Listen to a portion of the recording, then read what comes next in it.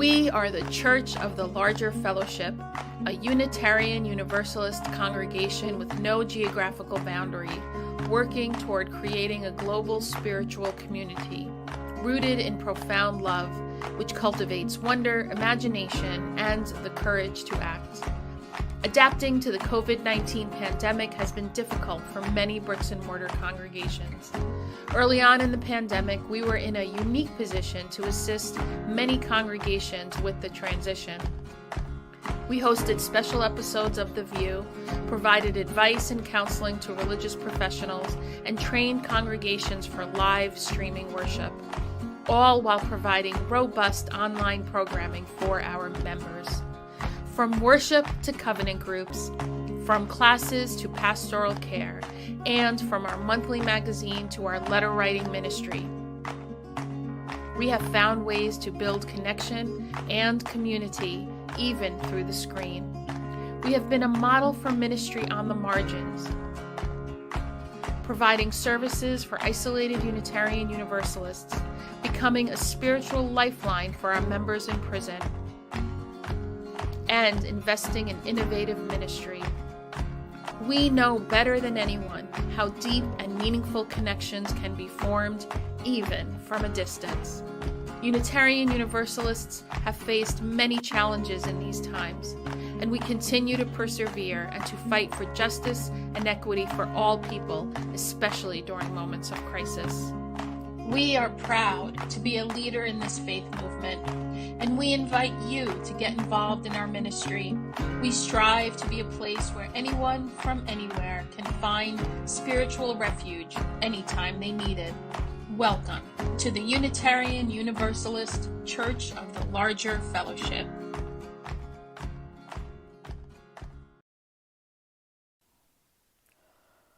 Paul and Silas, bound in jail, had no money to go their bail. Keep your eyes on that prize. Hold on. Hold on. Paul and Silas thought they were lost. The dungeon shook and the chains came off.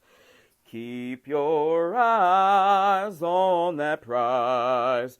Hold on. Hold on. Hold on. Hold on. Keep your eyes on that prize. Hold on.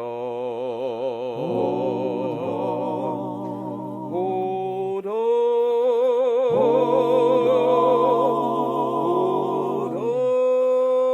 Hold on. Keep your eyes on that prize. Hold on. Hold on. The only chain that a man can stand is that chain, oh, hand in hand. Keep your eyes on that prize and hold on. Hold on. You know, the one thing we did right was the day we started to fight. Keep your eyes on that prize and hold on. Hold on. Hold on. Hold on. Hold on. Hold on. Keep your eyes on that prize and hold on. Hold on. Hold on. Hold on. Hold on. Keep your eyes on that prize and hold on.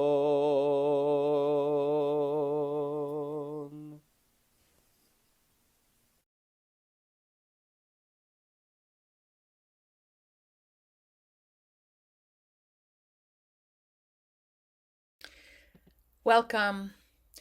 Welcome to the Church of the Larger Fellowship Worthy Now worship service. Worthy Now is a ministry of the Church of the Larger Fellowship that serves Unitarian Universalists that are incarcerated.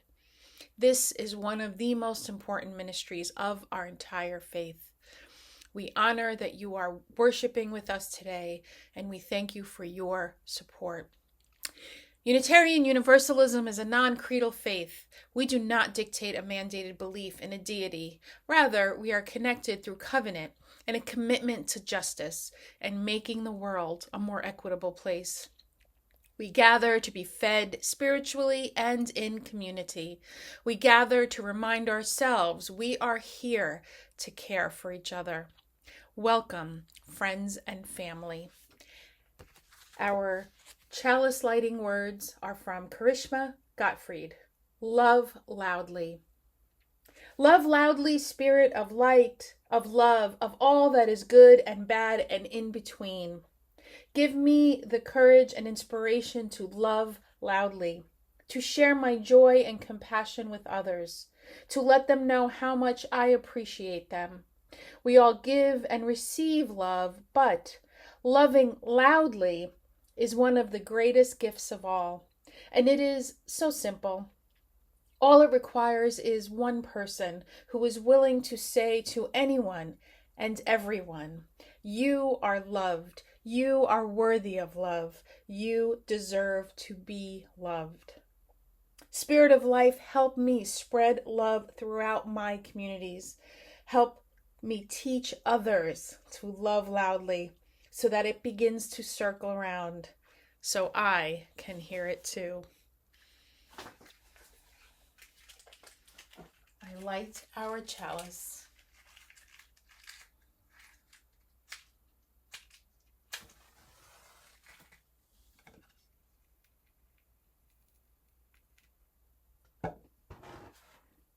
Blessed be.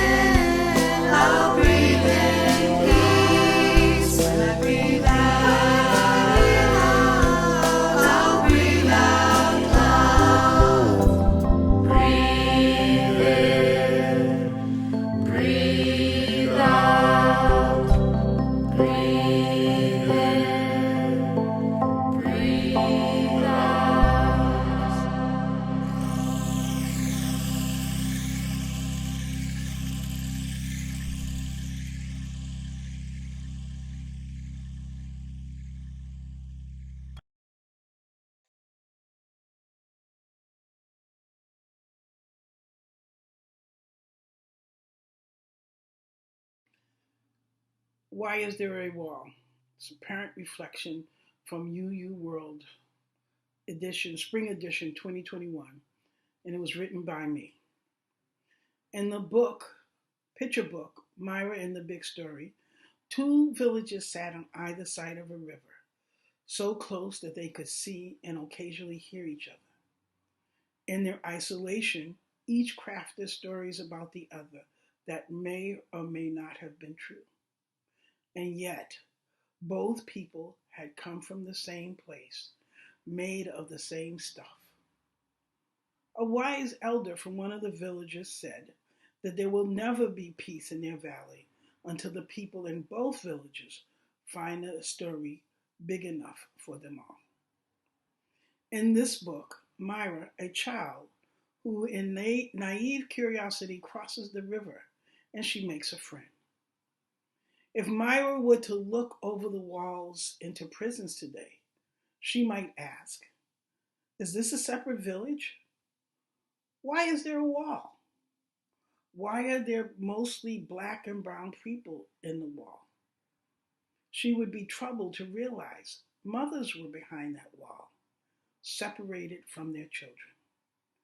Why is this when we're all made of the same stuff? The fear of the other has fed institutional bias and contributed to a burgeoning prison industrial complex, a system that exists only to separate and to punish, a system so abusive that it should not be continued and it should not be tolerated. When people or society feel harm, the instinct seems to be isolate, separate, and punish. This permeates all of our relationships, and we teach it to our children from a very young age. I am a mother who has reflected a lot about what it takes to raise a child. I grew up with lessons from Dr. Spock and spare the rod and spoil the child. And then when I attended college, I learned something called proportional response. I still have no idea what that is, but it is clearly part of a culture of punishment manifested in our current prison system.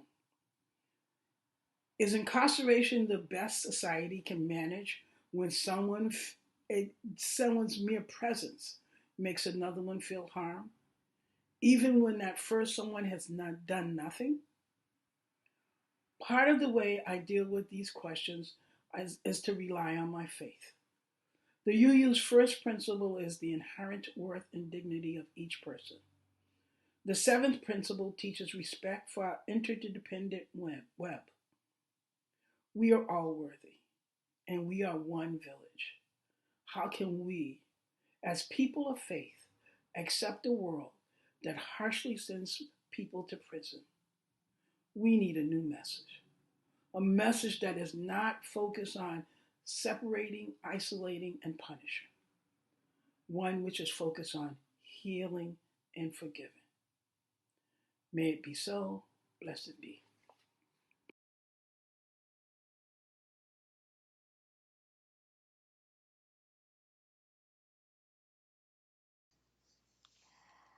Would you please join me in a moment of prayer, of centering for yourself?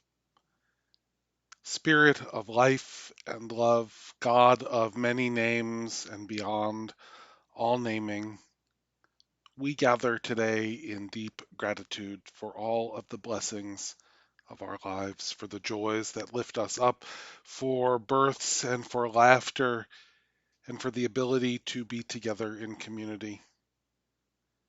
And as we feel that gratitude in our lives, we ask that your presence be with those who are experiencing hardship and sorrow, those in our midst who are here despite great pain and grief and sickness, those that we love and that we know we are connected to, and those all across our world who we have never met, but we know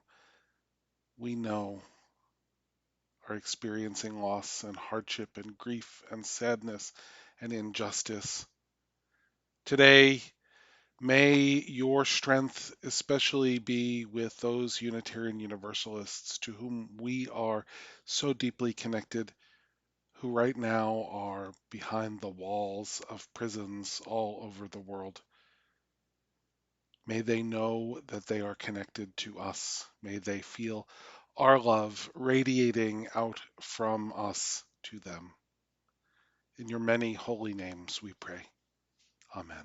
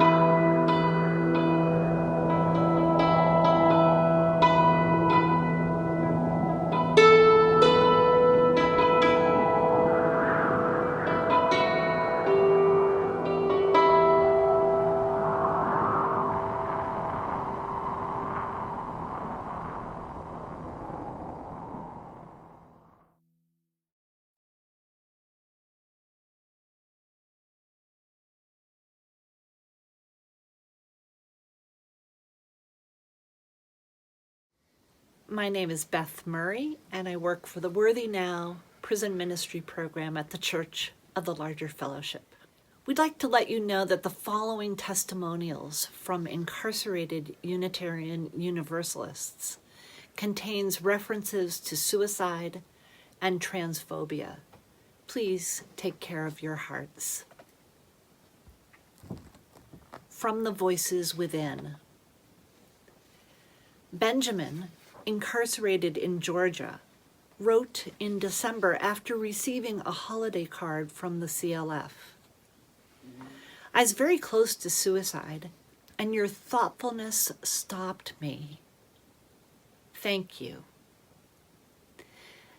This is a very lonely time of year, and as a mentally ill person, the fight to prove my worth to myself is my endless battle.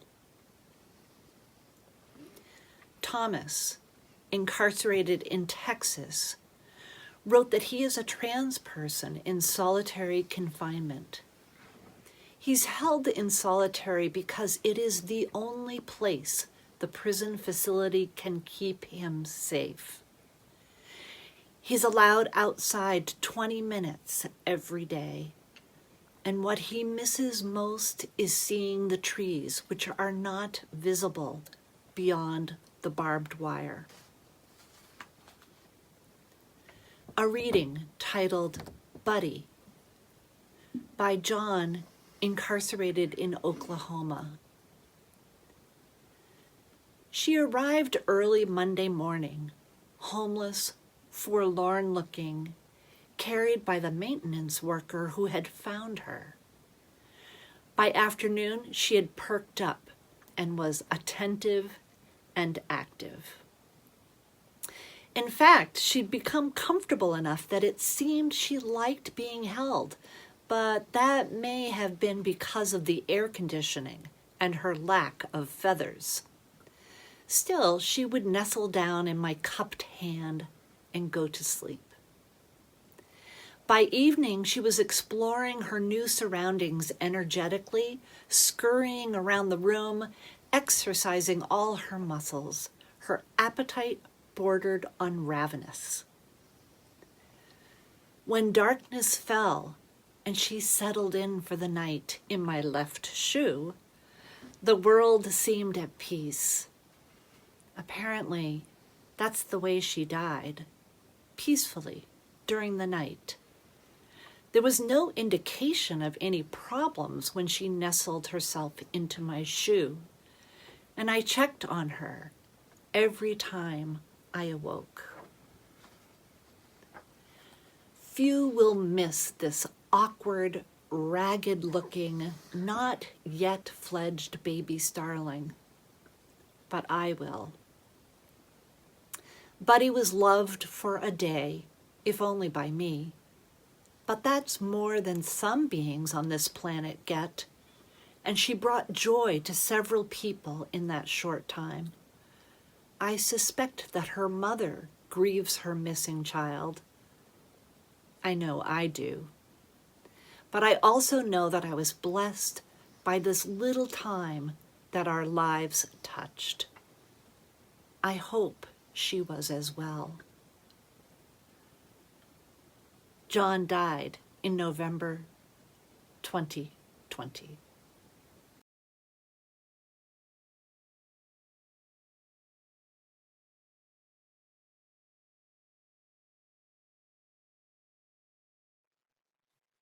When Michael, Aisha, and I were in discernment about coming to the CLF, about joining as the new lead ministry team, we talked about the different areas and aspects of the Church of the Larger Fellowship.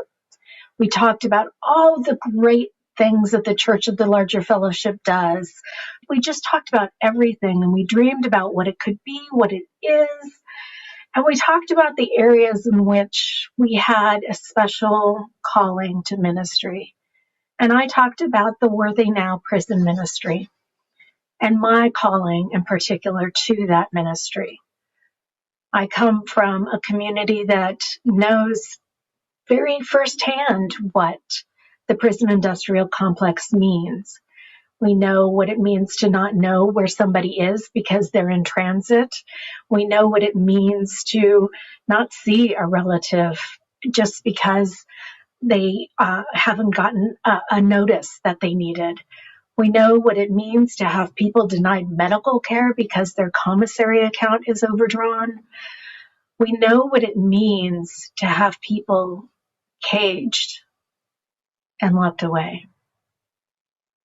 So I felt this special calling to the Worthy Now prison ministry, and I loved that it was called Worthy Now. I love so much that we center our CLF prison ministry around the idea that everyone is worthy now, not later, not in 2 years, not in 5 years, but now we are all worthy of love. It doesn't mean that each of us has to love every single person. We may not be at that place where we can love that individual, but we know that that individual is worthy of love. They're worthy of the Spirit's love. They're worthy of God's love. They're worthy of the universe's love. When we came to the Worthy Now prison ministry, when I became the director of the Worthy Now prison ministry, one of the things that I wanted to change was small. I wanted to change how we talk about our Worthy Now folks. Prior to when I got here, we talked about our incarcerated CLF members. And while it's important to make a distinction between our incarcerated CLF members and our free world CLF members, it was interesting to me that we didn't talk about ourselves as Unitarian Universalists first and foremost. Yes, we are members of this beautiful church of the larger fellowship, but first and foremost, we are Unitarian Universalists. So I asked that we change the way we talk about ourselves, and we start talking about ourselves as incarcerated Unitarian Universalists, because I think it's so important for us to understand that though by the grace of God, that person who is incarcerated would be in the pews with us in our bricks and mortar congregations. They would be with us here on Zoom.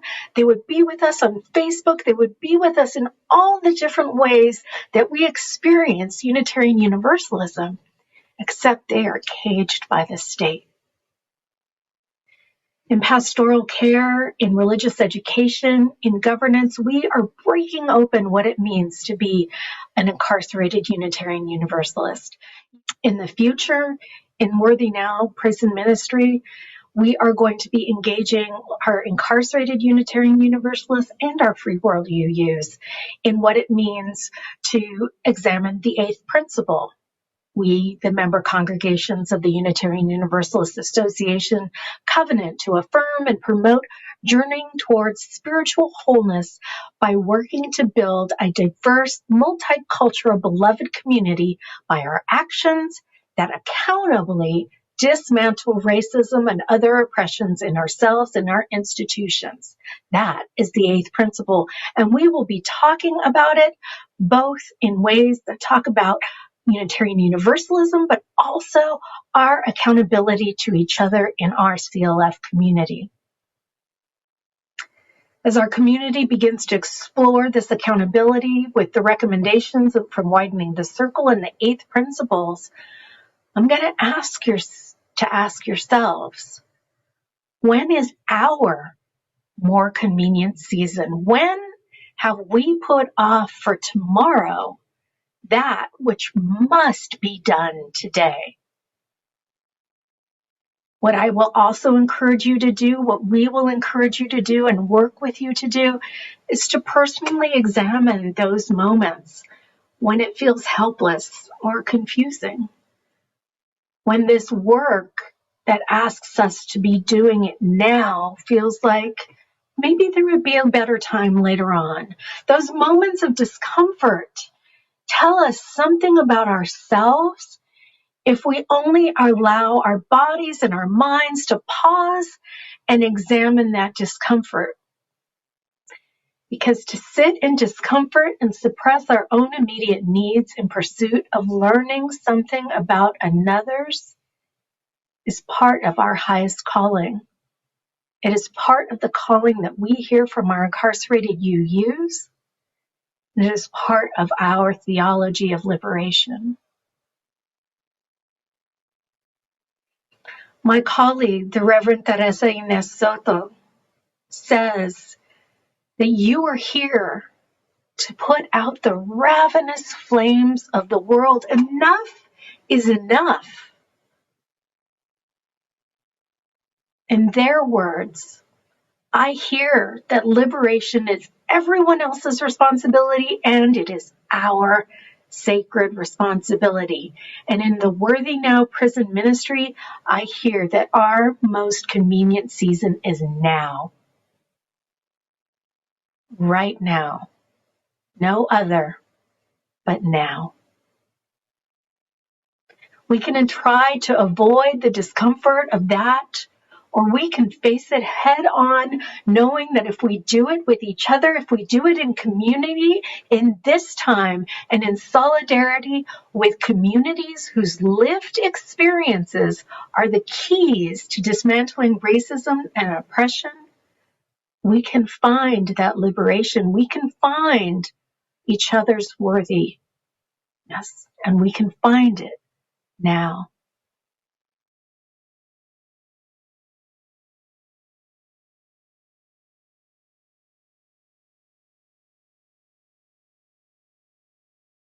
We also celebrate abolition, the grandmother of U.S. resistance movements. Black and white abolitionists perfected the speaking tour, the rally, the boycott, and cultivated leadership for later struggles such as the suffrage and labor rights. They also created the clandestine underground movement called the Underground Railroad, which has been noted by some historians as one of history's most intricate networks of conspiracy. The railroad, a widely cast network of aid stations, for the specific purpose of helping enslaved people escape, helped to free between 40,000 and 100,000 people. Many conductors were Black, such as Jane Lewis, a Black woman of New Lebanon, Ohio, who was known for her heroism in regularly rowing escaping enslaved folks across the Ohio River.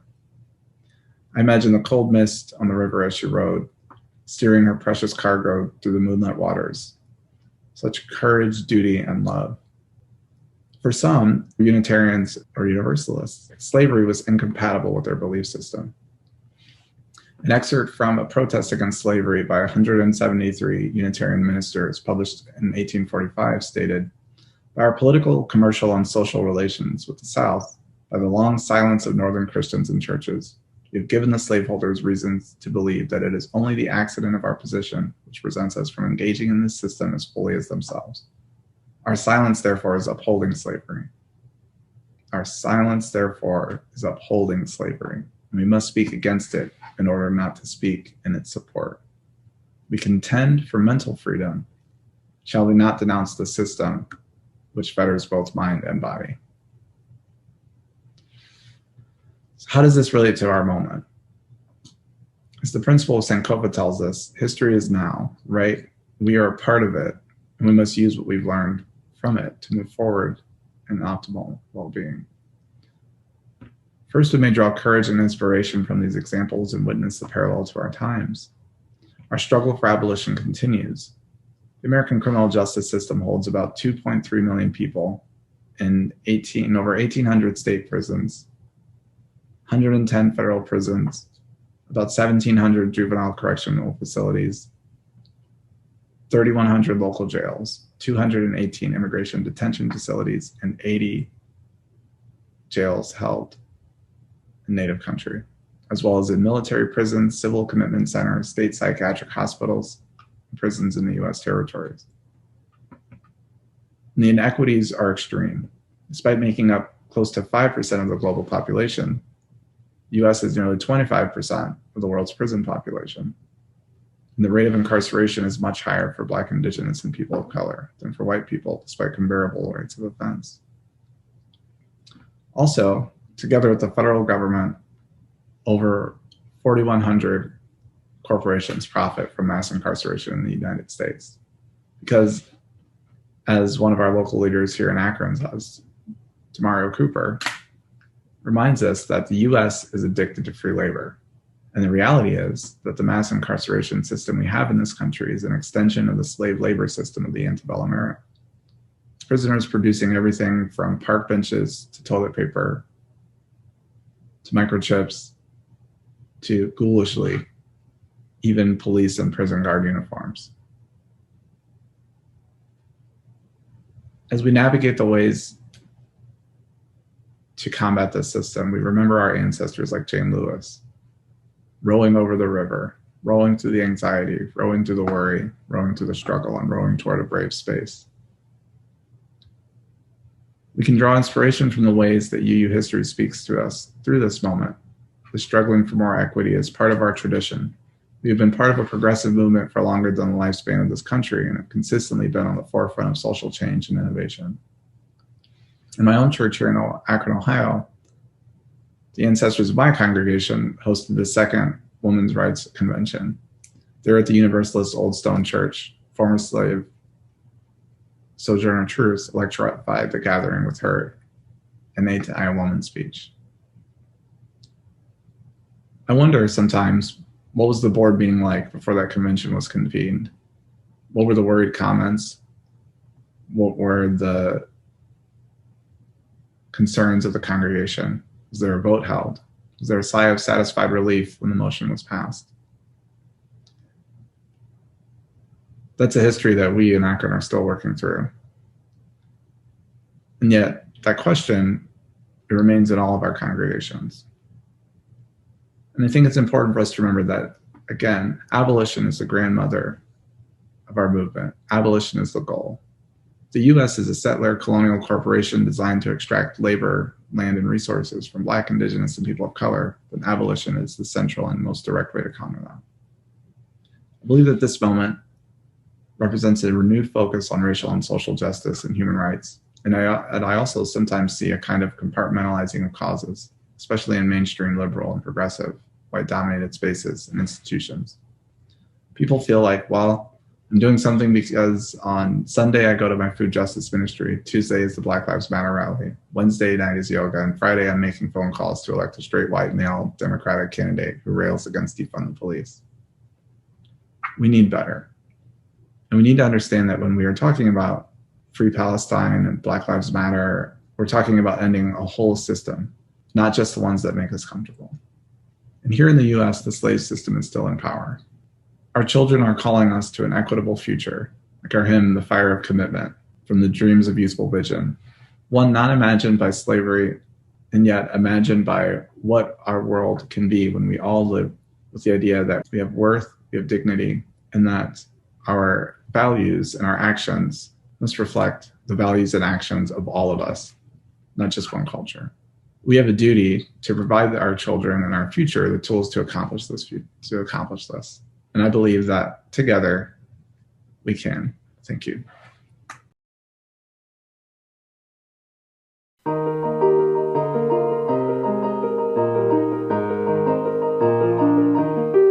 From the light of his remembered turns a beacon bright and clear, guiding hands and hearts and spirits into faith set free from fear. When the fire of commitment sets our minds and soul ablaze, when our hunger and our passion need to call us on our way, when we live with deep assurance of the flame that burns within, then our promise finds fulfillment and our future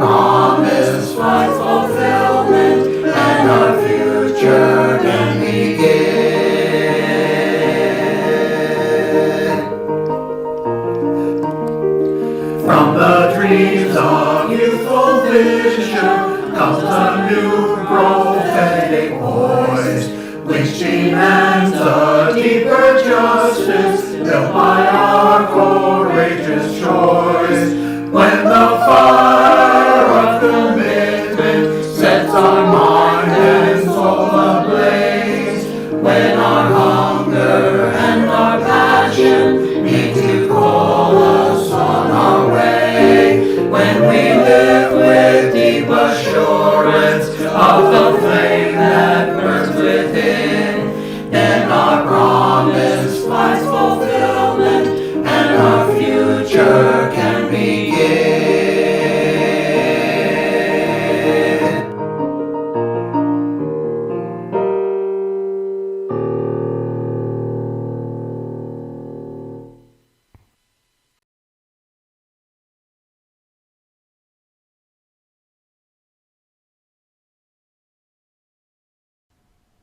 I'd like to introduce you to Eileen Raymond.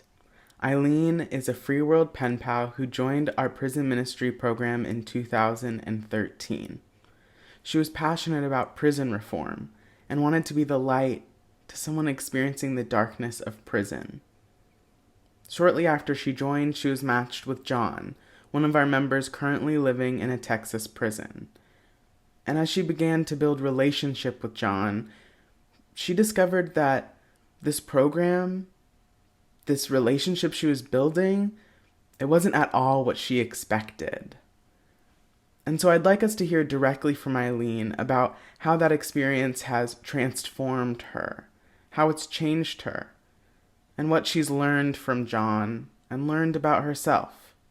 Let's hear from Eileen. I became interested in CLF's prison ministry almost a decade ago. Prisons have been a cottage industry where I live in northern New York since the 1980s. As I thought about the men and women, mainly from New York City, who find themselves assigned to prisons up here, 8 to 9 hours from their families and often in solitary confinement, I thought how difficult it must be to be cut off from family and friends. Since my life motto has always been, just because I can't do everything doesn't mean I shouldn't do the one thing I can do, I applied to Worthy Now to become a pen pal to someone incarcerated in the United States. I was paired with John, a young black man incarcerated in Texas. When I tell friends that I have a pen pal in a Texas prison, they seem surprised and curious. Why? What do you write about? And I have to admit that I too wondered what to put in that first letter. I'm a white retired college professor living a comfortable middle-class life here in Canton with my wife. What could I possibly have in common with this young man? Like any new venture, the way to start is just to start. I told John a little bit about my interests and activities and asked him what he was interested in. I soon learned that he likes to write. After he shared a few poems with me, I decided to type them up so he could see them in print. To date, John has shared literally hundreds of poems with me. When he asked about how to find poetry contests that he could enter, I helped him prepare the entries for several significant national contests. Let me share a poem he shared with me. I have a vision.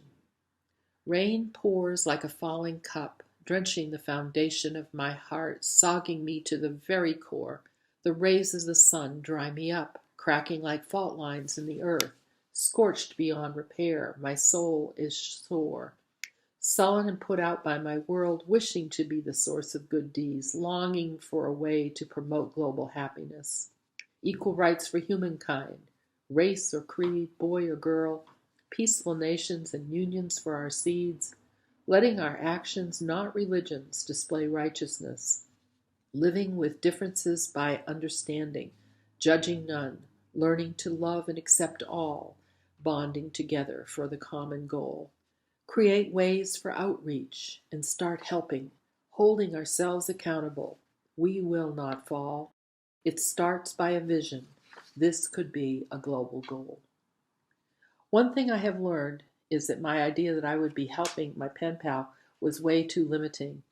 5 years ago, my son was tragically killed. When I finally wrote John about why I had not written recently, he responded, I'm very hurt to hear about Warren. I truly understand life isn't meant to be this way. Children should bury parents in old age, not a parent burying their child. Eileen, I'm very sorry. I know the anger that comes with death and all the what ifs, as you spoke of. I'm confident you will not turn over to the dark side. But even you will be weak at times, and that's okay. As human beings, we are entitled to own our emotions. I won't tell you it'll be okay, and you'll move on, because you won't and aren't supposed to. Never let Warren go.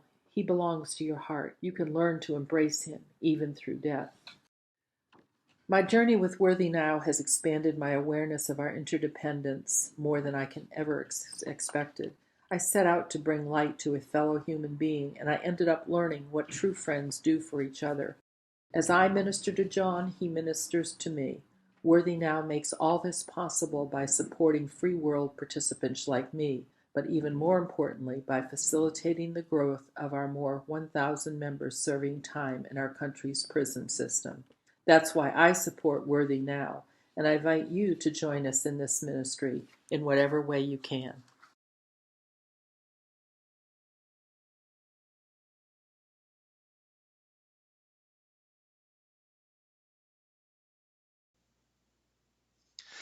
Generosity is a spiritual practice that all religious communities depend on to make our mission happen in the world, to make our ministries happen in our communities. We encourage your generosity to your home congregation and invite your generosity as well to the Church of the Larger Fellowship. Our prison ministry, serving over 1,300 incarcerated Unitarian Universalists around the United States, depends on the generosity of members and friends and partners all over our world. And we thank you in advance for considering it. Thank you.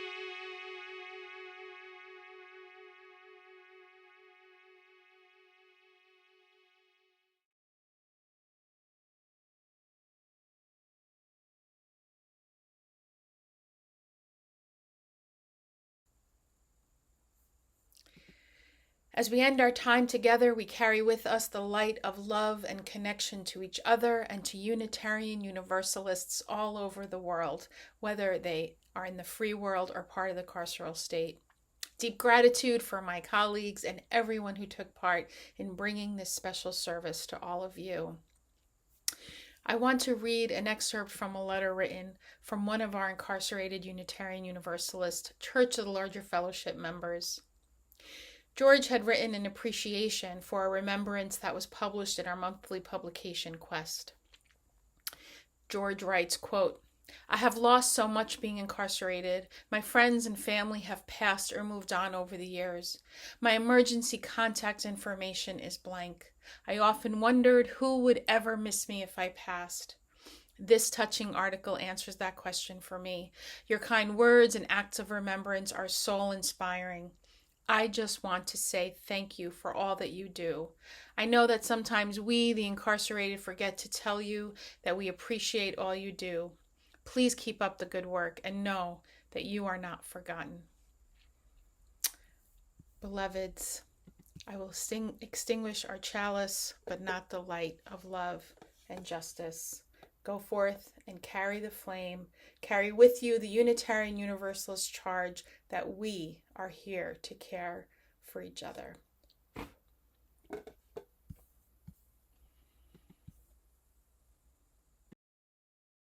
2, 3.